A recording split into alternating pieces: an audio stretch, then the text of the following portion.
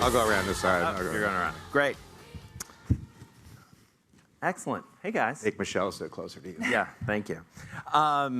First of all, amazing kicks. You're like outshining me in the sneaker game, which good for you. And I will point out, since we're talking sports, I wore my sneakers, much more casual when I was talking to like Henry Kravis. This is, this is much more cash. We've got so much to talk about in the world of sports. Not surprisingly, we got to start with the obvious news. This will come as no surprise to you, Michelle. By the way, when that news broke, I got 18 text messages from people internally who are like, aren't you talking to Michelle later this week? And Mark, you know more than a little about this as well. What is your reaction to the LIV PGA announcement?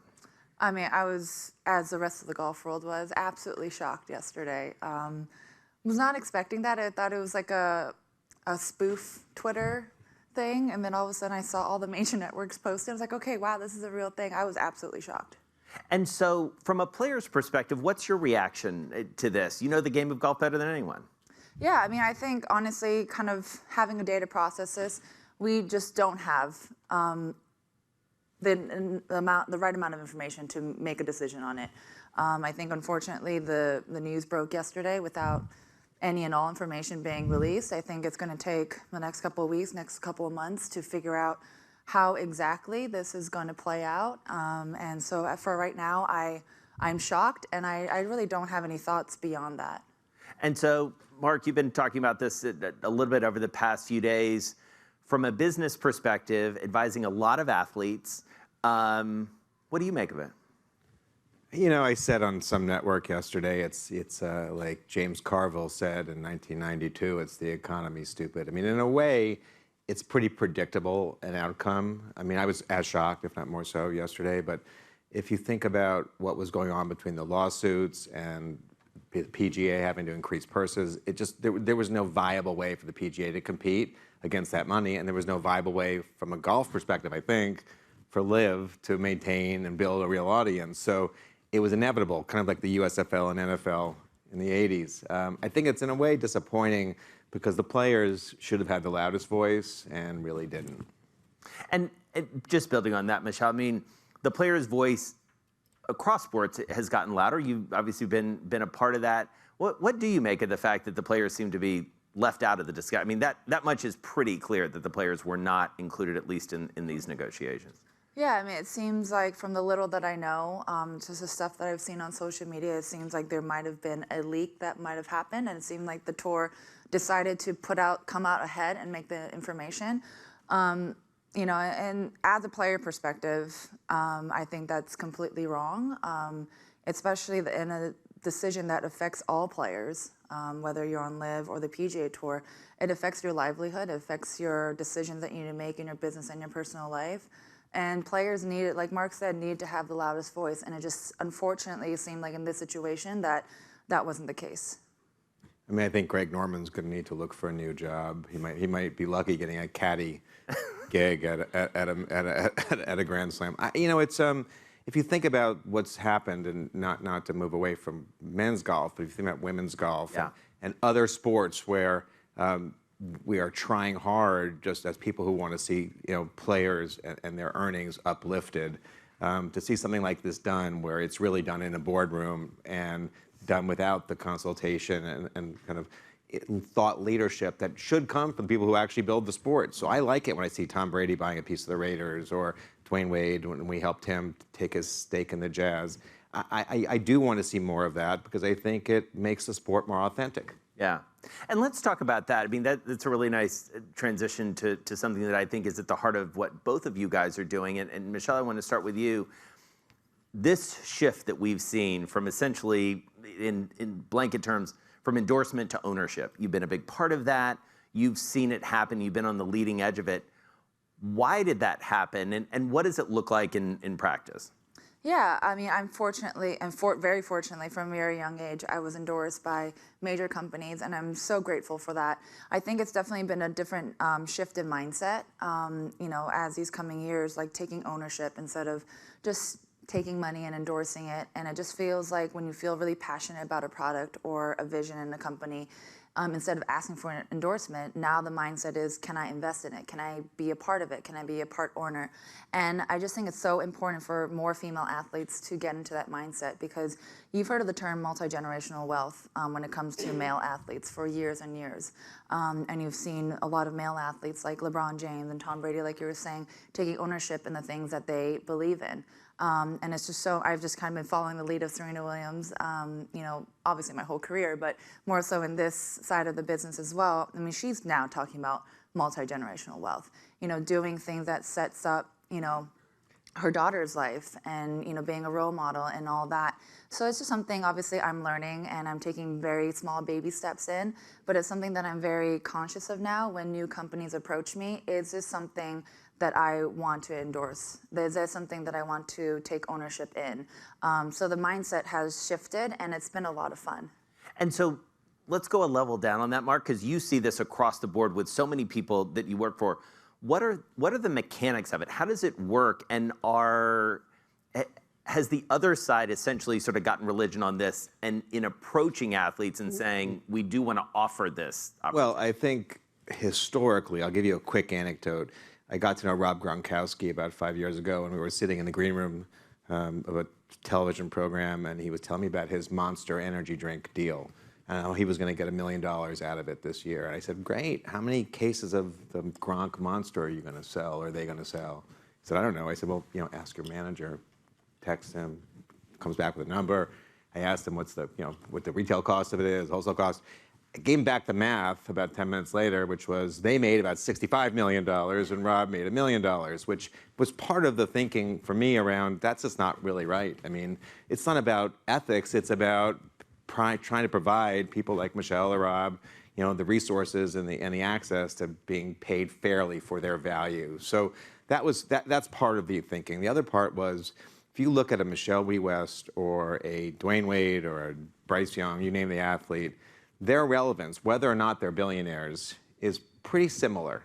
So I love Mark Lazary. I heard he dropped an F-bomb yesterday. I'm not going to do that. Mark kind of earned his way in the sports world through finance, and he has access to a lot of things now because he's a billionaire. The athletes that we work with have some of the same exact access, but not the same balance sheets. So the idea is, how do you put them in a position to take advantage of that access and to work together off the field the way some of them do on the field, team sports, and then get them into some of the same transactions that have created that wealth that a Lazary or a Buffett or whomever you might admire in the business world have done in their business lives. And that was the idea for our firm, but it's not unique to us in the sense that you don't need an advisor necessarily, but think about the general efficacy of an endorser versus that of an investor. If Michelle writes a $50,000 check into a company, her emotional connection is just going to be different than had they paid her $50,000 for 10 social media posts or whatever it may be. I'm sure she would have delivered what she promised in that contract, but then on to the next thing. So the emotional connection and then the ability to lean into that investment is really enhancing value for some of these companies, and therefore the exit is better and they make more money. And so, Michelle, how do you assess a deal? Like, what's the process you go through? What's the lens that you take when you're assessing a potential relationship? Yeah, before working with Patricof, it was just very simply, do I like it or not? Obviously, learning now, it's a lot more into it than that. And this is why, I've learned so much from Mark personally. It's just what to look for in a deal. For me, obviously, the most important thing is, do I believe in it? When I first created my portfolio, I invested a lot in women-owned companies, women of color, and companies that try to make a difference in the world, whether it's in climate or whether it's in reducing barriers into sport. So it was very mission-based for me. Obviously, I think I've started to expand beyond that and just doing some investments that make a lot of sense. But I always come back to the mission part of things, and that's what I get most passionate about. And so let's talk about the women's side of professional sports, and we can start with the LPGA and then sort of move out from there, because I know you've taken a view on not just golf but others. Talk about the state of women's golf right now. There was a lot of excitement, over the past couple of weeks with Rose doing what she was doing and drawing a lot of attention, and yet still I looked and saw I'm sure, what you guys saw, which was it's hard to find. The site is not as good as it, like the access to information at a time when everybody was raving about how good, like, the Masters app was. What needs to happen to elevate the game, in your estimation? A lot. Yeah. I'm very proud with where the LPGA is right now. If you look at where we've came from, going back to the very beginning, 13 women came together and created the tour from nothing. They were everything. They were the marketing team. They were the rules committee. They did it themselves with $0. And to now, fast forward, we have, I think, over $100 million in purses this year. So if you see where we've come, I'm very proud. But to see where we need to go, we still have a lot of work to do. And I think some of the things that include in that, like you said, making it a lot more accessible for fans to get engaged with our tour. I think people get very excited about one-off events, like last week at Liberty National when Rose won. But it's also, okay, how do we upkeep that? We need to get people involved and also keep them there. And that's, to this day, technology. Like you said, the Masters have an app. The PGA Tour has a great app. They have ShotLink, the technology behind statistics. We do not have ShotLink on our tour. Our statistics, we just receive shots gained. And it's hard. It's hard because if we don't have these statistics, it's hard to make good television because these broadcasters, it's hard for them to argue why our players on the LPGA Tour are good because they can easily be like, oh, wow, player A and B have the best short game. You need data to back that up now. Consumers, viewers are not stupid anymore. You need numbers, you need statistics, so we need stats, we need better technology. It's a chicken and egg situation when people talk about the pay gap or why our purses are so much lower than the men. Well, people's first response is, well, there's less viewership, so you're not gonna get TV. Well, if we aren't on prime time, if we aren't live, of course we're gonna get less viewership. When you look at venues, we need to continue to be on iconic venues. Last week, we played at Liberty National, and that was huge. This year for the US Open, we'll be playing at Pebble Beach. Viewers like to watch things that they recognize. This is why the Masters is one of the most highly watched sporting events every year, is because everyone that watches it knows exactly what Tiger did here, here, and here, going back to 1997. And we need to play on courses like that where people recognize and can compare our players to the men. So I think venues, TV, we have TV right now, but there needs to be more commitment and having more cameras on site, being on prime time. Stars, and that creates the stars, and that creates the stories.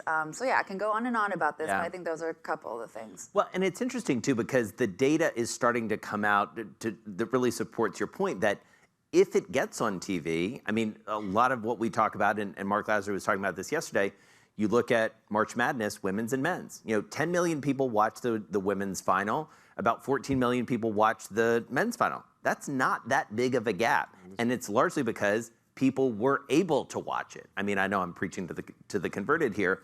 What do you see, Mark? I mean, you have a really wide lens across lots of sports. You represent and work with a lot of people. What do you see more broadly when it comes to women's sports and valuations and access, et cetera? It's very tough. I mean, I started the business 4.5 years ago, and we struggled to find women athletes who had the intellect, the aptitude, the bank account, the interest in participating in what we were doing, and also, most importantly, because I could have had 20 WNBA players and NWSL players, we would have lowered minimums, all that kind of stuff. But the brands themselves, the companies in which we were investing, weren't interested in those big names. So I think it does start with the public acknowledging, wrapping their arms around it. Certainly, a decade or two ago when we had major, including American tennis superstars, it really moved women's tennis. And now if you see where women's tennis is, CBC just put $150 million into the WTC. I think it's a complicated kind of combination of things that would lead to the kind of success that women's sports deserves. My brother started an all-women's sports league called Athletes Unlimited, and they're doing a pretty good job with lacrosse and basketball and softball and other sports. But at the end of the day, we kind of know the sports people gravitate towards, the major sports. Golf's one of them. So to me, it's kind of shocking that women's golf is so far behind in terms of the purses, in terms of the courses they're able to play on, and then ultimately in terms of the broadcast. So I think from my business perspective, the more Michelles we can work with, the better, obviously, for all those reasons. But I think it's our job, just as part of the ecosystem, to make sure that we don't forget women just because a Joe Burrow is going to make $500 million on the field, and the next women's golf star, barring any change in the sport, might only make $20 or $30 million, but generate just the same value for the audience. Right. Not fair. So. And Michelle, as you look at the landscape from an investor's perspective now and investing in women's sports, what do you see as the opportunities? Because there are a lot of variables that are going in, more viewership, higher valuations, compensation is still a big question. Can we get a water? Smoke. Yeah. Switch questions. Yeah.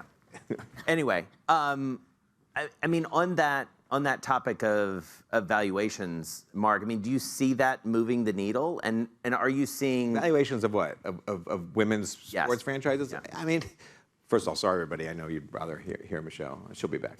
I mean, we've looked at 2 NWSL teams in the last week.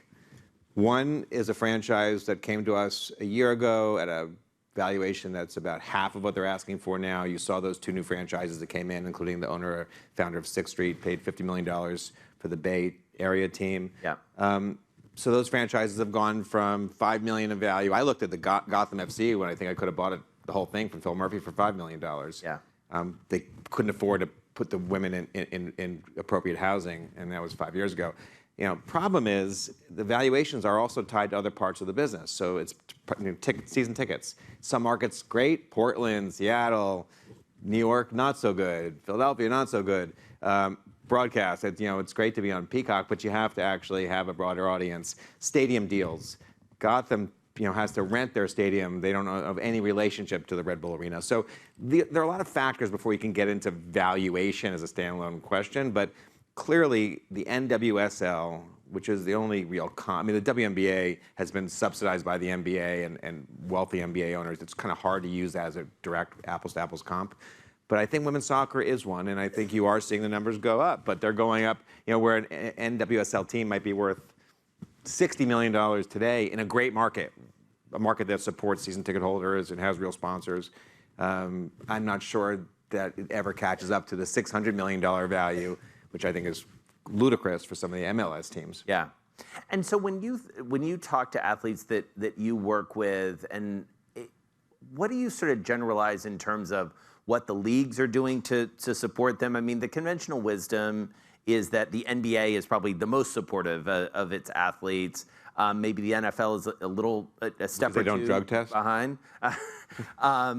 What do you think in terms of, especially supporting them as business people? What do you see? I think it's tough. I think they do mean well for the most part and talk a good game, but think about the ownership base across football, baseball, basketball, and hockey to a lesser extent. These are old guard owners, most of them in their 70s and 80s, set in their ways, making a lot of money off the increase in value of their teams. I think there is an element of just keep the players where they are and let them do what they do, and we'll cycle through them. And if it's not XYZ player, it'll be the next one next year. I don't think the leagues have done much. Certainly some stuff on the surface. And by the way, the only reason my business exists is because the wealth management community and the agent community really wasn't interested in getting anywhere near the 20% or so of someone's net worth, professional athlete's net worth, they wanted to put into alternative investments, and therefore they were going in some cases, into very foolish things, getting burned and then being blamed for not being smart, which of course is not the case. It's just, you lean on what's available to you, and they should be investing their money. So I think the leagues are aware of this. They've tried. I think they've done a good job of making sure the wealth managers aren't stealing from the players, for example. The NBA has had their tech summit. So there are things going on. But I think until the ownership really turns over and modernizes, which you've seen more, by the way, in the NBA than you have in the NFL, for example. Right.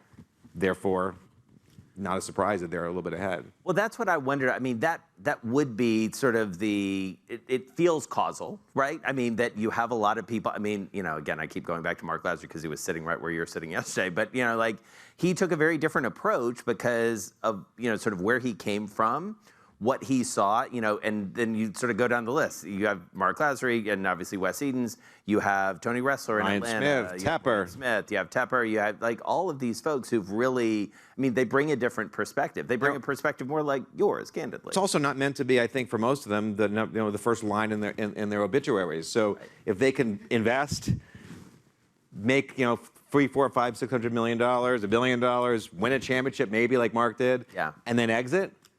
What better than that? I mean, do you really need to hold on to that asset and pass off to your kids? First of all, most of the owners who are passing these assets off to their kids, the estate taxes won't cover the liquidity threshold they need to have. So these teams may have to sell because you don't have owners like that. So I think that is, again, not so dissimilar from PIF buying into golf or Silver Lake buying to Manchester United. Institutional capital.